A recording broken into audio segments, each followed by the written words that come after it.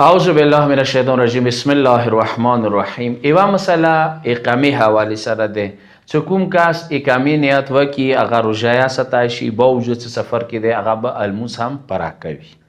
اقامه څه ته ویل شي؟ مثلا زه لاړم پېښور ته، زه پېښور کې مسافر یم، یو هسپتال ته مو بیماری وتلی دی، یو بل داسې کور سه لاړ یم څه ما ته یقین دی چې زه به دلته 10 دن تېروم، لاس ورځې به زه تېروم. لاس ورځې اقامې نیت مو کو سندالته زه 10 دن پتې کېږم. لذا چې کله 10 دن ته اقامې نیت وکړلو ته باوجود چې پېښور کې مسافري ته خپل روژه یا ستای شي ټیک ټاک، ته خپل المونس هم د ظهر د عصر د عشاء والا چې کوم څه 4 رکعتې دی ته هغه پرا کوای شي.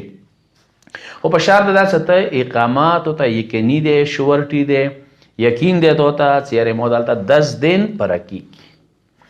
که چیرې تردید حالات کې، شاک حالات کې هسپتال کې ته مریض دی او ډاکټر ته کنفرم نه یی، ته یقین نه دی چې یاره 4 ورځې ونسي، 2 ورځې، لاس ورځې، یعنی یقین نشته ته. تردید حالات کې، شاک حالات کې حتی ایوی میاشتې پورې کته پوت ویلی نشوي. تردید حالات کې، شاک حالات کې ته الموس قاصر دی ته روژه نه سکتے. خو چې کله 30 دن پراشولی تردید حالات کې 31واں دن سے کله شروع شوالا چاہے 1 دن ویلی تب الموس پرا کوي که روژه وي روژه به هم سکتے.